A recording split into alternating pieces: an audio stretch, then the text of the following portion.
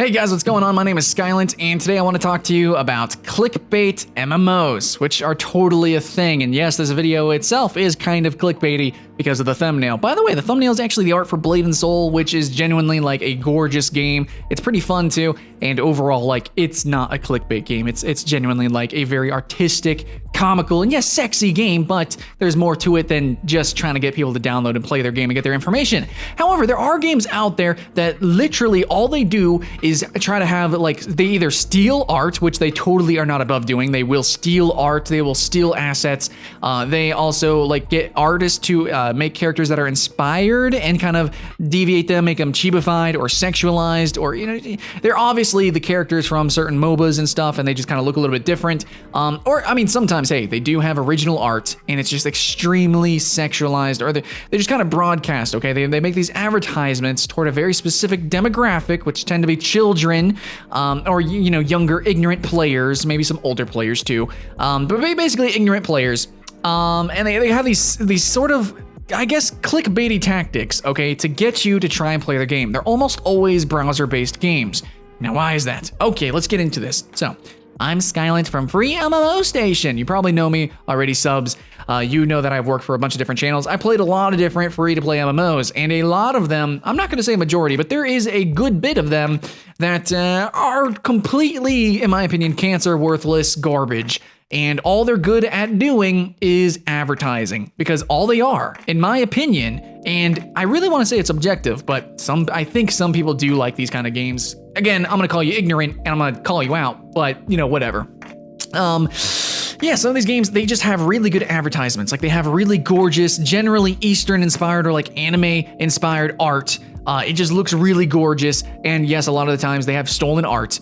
And sometimes their commercials, their cinematics and stuff are nothing like the game. So sometimes they will have a trailer or something completely, you know, like, it'll look good, but it's nothing like the game. Okay, so you click on the game and you start to play the game. Like, if it's a browser game, you don't really have to download, but you generally have to make an account first or sign in with Facebook or something like that. And then you start to play the game, but then you realize the game kind of starts playing itself. Yeah, that's a damn tragedy. Yeah, so then you slowly learn, or maybe very quickly learn, that there is literally nothing to the game. Generally, the games have such a slow pace. Like, it basically auto-plays, and then you barely are able to get new features at, like, through 10 levels, 20 levels. And then, like, in 30 levels, hey, you unlock PvP. And then you learn that PvP is actually asynchronous, so you're not actually playing versus other players. Then you start to learn that the co-op element of the game is non-existent, and really it almost seems like everybody's really a bot, and it's like you're not really playing with anybody at all, and it's not really an MMO, is it? It's just a single player game that's playing itself.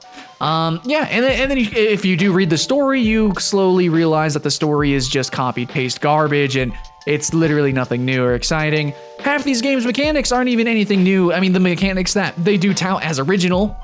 So there's a game called League of Angels. It was like one of the big starter games of this genre, which might actually have some interesting mechanics.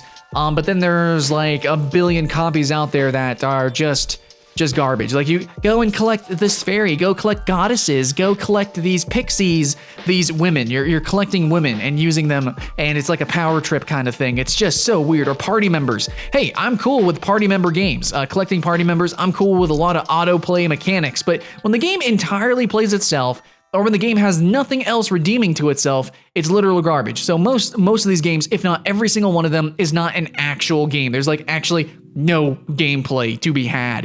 And a lot of these games kind of consider themselves playable fables, and that's probably a thing. Hey, I really liked playable story games, okay? Life is Strange was fucking good.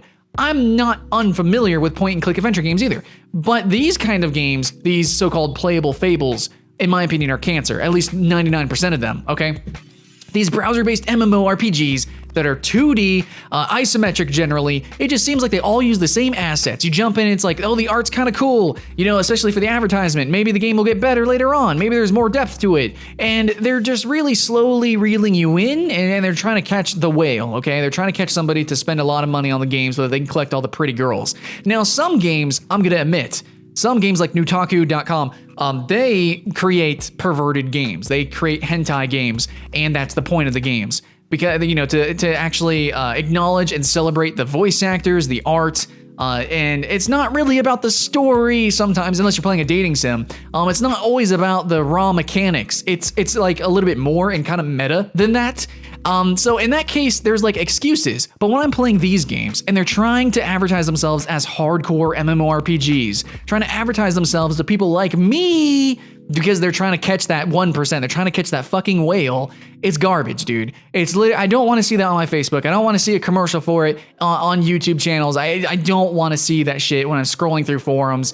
I don't care. I don't care about your cancer garbage. Anyways, so yeah, those games exist. If you didn't know they exist, they exist. So if you see a game being advertised on Facebook and it looks too good to be true as a browser game, it probably is way too good to be true. And by probably, I mean almost certainly, okay?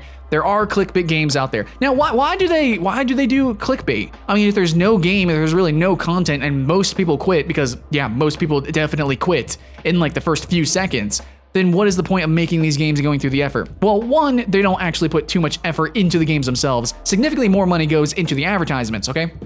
They're really just asset flips. So they probably spent the money to create one game and then took all the assets and everything and just kind of remixes it over and over. In fact, you can see a lot of developers, I don't even know what to call them, publishers or developers, because it's really hidden. Actually, this is what I want to say, is that a lot of these devs/publishers, they go under different names. They advertise the same game under different names and different publishers and stuff. And they create a new game, which is essentially a copy of the old game, but they change around the art or some of the mechanics just a little bit. And it's like under a different company's name. But dude, they're probably all under the same umbrella company. Like, it's all just shady as fuck. Anyway, so really they don't actually put that much effort into the games. But the final thing that I want to say is that really the game doesn't really make them that much money. Sure, they might be aiming for a whale, and maybe they do make some money from very, you know, like the 0.1% of players that actually play the game, but they really make money from getting your information, okay? They can get a lot of information out of you. A lot. Way more than you would think. So I'm not going to go into a huge detail, but let's just say at base value, let's say the only information they can get is like your Facebook public information. That's still a lot of information that they can use for advertisements and to advertise specifically to you and annoy the fuck out of you, okay? So that's really where these games come from. As soon as you click that ad, boom, you got baited. And they succeeded. That's why they make clickbait video games. They make an entire video game for clickbait. It's not an article, it's not a title, it's not a thumbnail. They make an literal entire video game, a universe of video games, so that they can get people to click on their game. That's clickbait. It's crazy. It's intense. Me, I just put boobies on thumbnails, okay?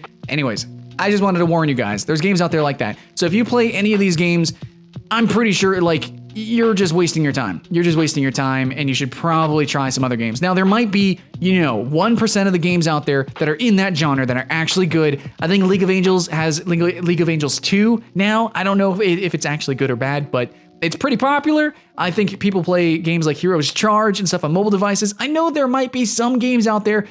It's very rare, okay? If you see a game on Facebook, you click it, and you see it start playing itself, you've been hooked. It's literal cancer. You should get out of there. And just get away from that, okay? Take that off Facebook, just get that out.